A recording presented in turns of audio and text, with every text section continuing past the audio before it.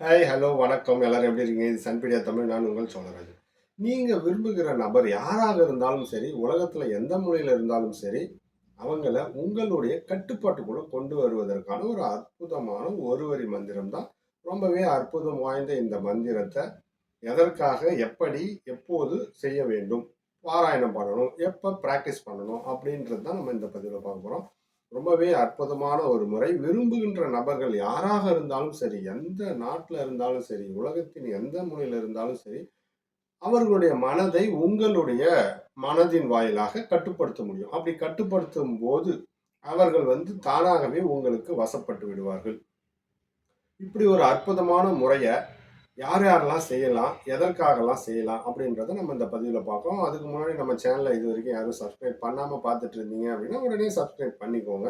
கூடவே இருக்கிற பெல் ஐகான ஆல்னு சொல்லி கிளிக் பண்ணி வச்சுக்கோங்க. அப்பதான் நம்மளுடைய வீடியோ ஒண்ணுக்கொண்ணு உங்களுக்கு நோட்டிஃபிகேஷனாக வரும். எந்த உலகத்துடைய எந்த காலங்கள் மாறினாலும், இந்த வசீகர ஆற்றல் என்பது அனைவருக்குமே தேவையான ஒண்ணா இருக்கு. எந்த யுகங்கள் மாறினாலும் சரி, இந்த பூமி அழிவதற்கு முன்னாடி 4 யுகங்கள் கடந்த போனாலும் சரி, அது எந்த மாதிரியான யுகமாக இருந்தாலும் சரி, கண்டிப்பாக இந்த வசீகர ஆற்றல் என்பது இல்லாமல் இந்த உலகம் இயங்காது. அப்படி என்பதற்காகத்தான் இந்த வசியத்தை ரொம்பவே முக்கியத்துவமாக சித்த புருஷர்கள் அதை அப்படியே ரகசியமாக காப்பாத்திட்டு வந்திருந்தாங்க. அதுக்கப்புறம் அது வெளிப்பட ஆரம்பிச்சது. பலருக்கும் அதை சொல்லிக் கொடுக்க ஆரம்பிச்சாங்க. நல்ல விஷயங்கள் அதன் மூலியமாக பயன்படுத்தலாம் என்பதற்காக தான் பலருக்கும் தெரியப்படுத்தினாங்க. ஆனாலும் அதுக்கப்புறம் பலரும் அதை ஒரு ஒரு நல்ல கண்டுபிடிப்பு இருந்தா அதுல தீய செயல்களையும் செய்வாங்க என்பதுல இந்த காலம் மட்டும் இல்ல, ஆதி காலம் முதலே நடக்கிற விஷயம்தான். இப்ப ஆர்டிபிஷியல் இன்டெலிஜென்ஸ் நம்ம சொல்றோம்ல, செயற்கை நுண்ணறிவு.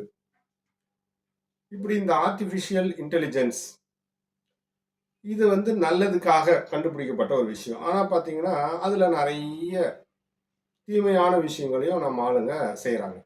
அதே போலதான் எல்லா விஷயங்களிலும் நல்லதுக்காக, நல்லதின் பொருட்டு கண்டுபிடிக்கப்பட்டாலும், தீயதும் அதிலே கலந்து வரத்தான் செய்யும். நாம தான் தேவை எதுவோ அதை பார்த்து நமக்கான நல்ல விஷயங்களை மட்டும் எடுத்துக்கொள்ளணும் அப்படி என்பதற்காகத்தான் இந்த கருத்து. இப்ப நாம நீங்க விரும்புகின்ற நபர்கள், உங்களுடைய மனம் கவர்ந்தவர்களாக, அவர்கள் இல்லாமல் உங்கள் வாழ்க்கை இருக்காது அப்படின்னு நீங்க நினைச்சால், அவர்களை உங்கள் வசப்படுத்த முடியும். அதே போல நீங்க விரும்பிய நபர் உங்களை விட்டு தூரமா போயிட்டாங்க. ஏனோ தெரியல உங்களை விட்டு பிரிஞ்சு போயிட்டாங்க. உங்க மேல் இருக்கிற அன்பு அவங்களுக்கு போயிடுச்சு அப்படின்னு சொன்னா, அவர்களை மீண்டும் உங்கள் வசப்படுத்த முடியும். இது நியாயமானதாக இருக்கணும். உங்க மேல நீங்க செஞ்ச தப்புக்காக வேண்டி அவங்க போயிருந்தாங்க அப்படின்னு சொன்னா, நீங்க மன்னிப்பு கேட்டு அவர்களை உங்களோடு ஈர்த்துக் கொள்ளலாம். ஆனா, நீங்க தொடர்ந்தாவே ஒரு தவறு செஞ்சுக்கிட்டே இருக்கிறீங்க. இருந்தாலும் அந்த நபர் வேணும் அப்படின்னு நினைச்சீங்கன்னா, அவர்களுக்கு உங்களுக்கு பிடிக்காம போயிடுச்சு. அவர்களை நீங்க மீண்டும் வசீகரப்படுத்தி, மீண்டும் ஒரு வாழ்க்கையில பிரச்சனை வரணுமா அப்படின்னு பார்த்துக்கணும். அதனால முடிந்தவரை தேவை. இது செஞ்சா உங்களோட வாழ்க்கைக்கு நன்மை பயக்கும் அப்படின்னு சொன்னா மட்டும் இத செய்யுங்க. இல்லன்னா, இந்த மாரி முறைகள்லாம் பிராக்டிஸ் பண்ணாதீங்க அப்படின்னு சொல்லப்படுது. இப்ப இதுக்கு தேவை பார்த்தீங்கன்னா, ஒரே ஒரு கிராம்பு. கிராம்பு ஒரு கூடுதலான வசீகர ஆற்றலை நமக்கு பெற்றுத் தரும். அதற்காக தான் கிராம்பு. கிராம்பு இல்லாத வசியமே இல்ல. பொதுவா கிராம்ப அனைத்து விதமான வசீகர வேலைகளுக்குமே பயன்படுத்துவது உண்டு. அதே போல ஒரு சுவைமிக்க சமையல். பொதுவா நம்ம ஊர்கள்ல ஒரு ஃபேமஸான ஒரு உணவு பண்டம். அதாவது ஒரு விசேஷத்துல, ஒரு நிகழ்ச்சியில, ஒரு பிரம்மாண்டமான ஒரு நிகழ்ச்சியா இருக்குன்னு வச்சுக்கங்க. அந்த நிகழ்ச்சியில ஒரு ஒரு பிரம்மாண்டமான உணவுன்னு சொன்னா பிரியாணி தான் நம்ம ஊர்ல சொல்லுவோம். அது பல வகையான பிரியாணிகள்னு வச்சுக்குவோம். அதுல ஏதோ ஒரு பிரியாணி செய்வாங்க. அப்ப அதுக்கு வாசனை கூட்டக்கூடிய நெறைய பொருட்கள்ல முக்கியமான இடத்தை வகிப்பது லவங்கம். பட்டை, ஏலக்காய் இது மாரி எல்லாம் போட்டாலும், லவங்கம் என்பது, இந்த கிராம்பு என்பது ரொம்பவே முக்கியத்துவம் வாய்ந்ததா இருக்கும். பல மருத்துவ குணங்கள் நிறைந்ததாகவும் அது இருக்குதுன்னு வச்சுக்கோங்க. அதனால எந்த விதமான ஒரு வசீகர மந்திர பாராயணமாக இருந்தாலும் சரி, இல்ல சாதாரணமாக தெய்வ வழிபாட்டுல கூட நீங்க தெய்வத்தின் ஆற்றலை அதிகரித்துக் கொள்ள, அந்த மந்திர ஆற்றலை அதிகரித்துக் கொள்வதற்கு கிராம்பை நீங்க வந்து பயன்படுத்தலாம். அது போலதான் இந்த ஒரு காரியத்துக்கும் ஒரே ஒரு கிராம்பு. செய்கிற நேரம்னு பார்த்தீங்கன்னா, இரவு நேரமாகத்தான் இருக்கணும். அப்பதான் அது ரொம்பவே சிறப்பானது, ஒரு முழு பயனையுமே நீங்க பெற முடியும். பகல் நேரங்களை காட்டிலும் இரவு நேரத்துல நீங்க செய்யும்போது முழுமையான பலன்களை வசீகர மந்திரம் பாராயணம் இந்த ப்ராசஸ் பண்ணுகிறவர்களுக்கு கிடைக்கிறதுக்கான வாய்ப்பு நிறைய இருக்கு. ஏன்னா இரவு நேரத்துல தான் நிசப்தமான ஒரு சூழ்நிலை, விரும்புகின்ற நபரும் அமைதியான ஒரு ஆல்ஃபா ஸ்டேஜில் உறங்குகிற நிலை.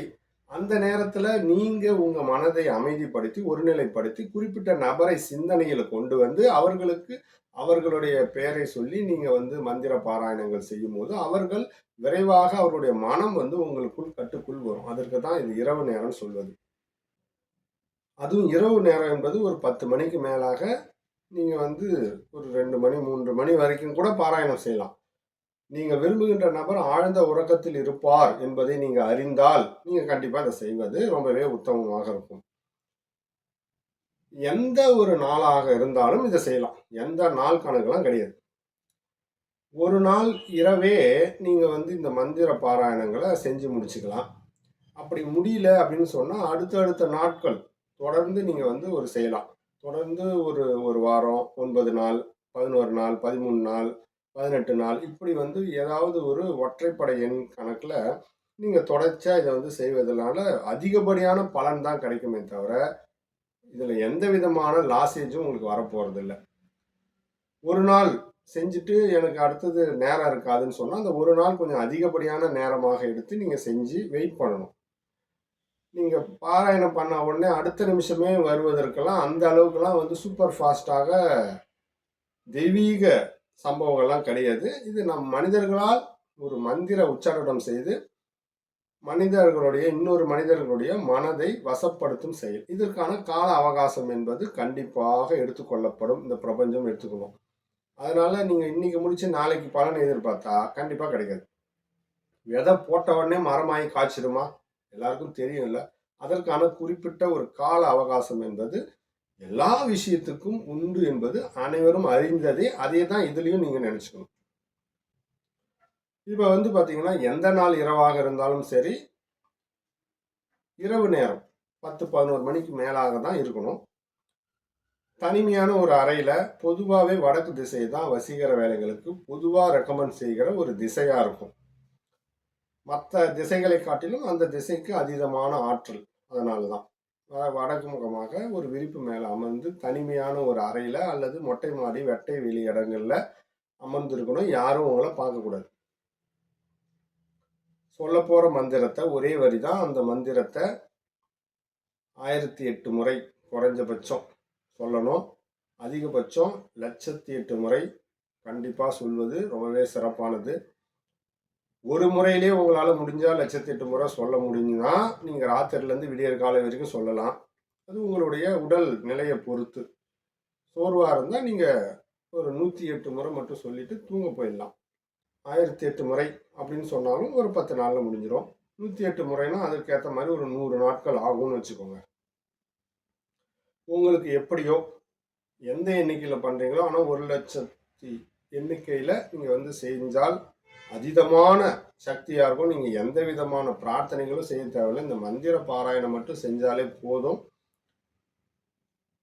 முடிந்தவரை நீங்க அதை டிவைட் பண்ணி 1,08 முறை நீங்க வந்து சொல்லிட்டீங்க அப்படின்னு சொன்னா அந்த நபருடைய மனம் வந்து உங்களுடைய கண்ட்ரோல்ல இருக்கும். எந்த காரணத்தை முன்னிட்டும் அந்த நபர் உங்களோட சிந்தனை இல்லாம இருக்கவே மாட்டார். எந்த ஊர்ல இருந்தாலும் சரி, உங்க சிந்தனை வந்து உங்களுடைய கட்டுப்பாட்டுக்குள்ளார வந்துடுவார். நீங்க இடும் கட்டளைக்கு அவர் வந்து கண்டிப்பாக அடிபணிவார். அன்பிற்கு தான் நீங்க வந்து ஒரு அடிமை போல செயல்படுத்தலாம் அப்படிலாம் கிடையாது. உங்களுடைய அன்பிற்கு பாத்திரமாவார், உங்களுடைய அன்பிற்கு அடிமையாவார். அவ்வளவுதான். உங்கள் மேல் ஒரு ஈர்ப்பு கொண்டு அதற்காக அடிமைப்படுவாரே தவிர நீங்க வந்து வேலை வாங்குவது போல அடிமையெல்லாம் ஆக முடியாது. அதனால உங்களுடைய மனமானது அவர்களுடைய மனதை கட்டுப்படுத்தும் ஆற்றல் பெற்றுடும்.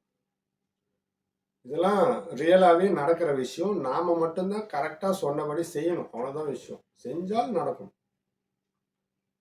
இது வந்து ஆண்களுக்கோ, பெண்களுக்கோ யாருக்கும் யார் வேண்டுமானாலும் செய்யலாம். நியாயமான ஒரு விஷயத்திற்காக செய்ய வேண்டும் என்பதுல எந்த விதமான மாற்றமும் இல்லாம கரெக்ட்டா நல்ல விஷயத்துக்கு ஃபாலோ பண்ணுங்க.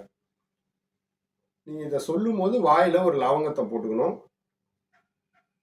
நீங்க விரும்புகின்ற நபரை மனக்கண் முன்னாடி கொண்டு வரணும். முதல்ல அதுதான் முக்கியம். நீங்க விரும்புகின்ற நபருடைய ரூபம் உங்க மனக்கண் முன்னாடி வந்து அவங்க உங்க எதிர்ல இருப்பது போன்று நினைச்சுக்கிட்டு, அவர்களுடைய பெயரை சேர்த்த இந்த மந்திரத்த 108 முறை, 1008 முறை அப்படின்னு சொல்லி 1,08,008 முறை அளவுக்கு நீங்க வந்து பாராயணம் பண்ணணும் என்பது ரொம்ப முக்கியமான விஷயம்.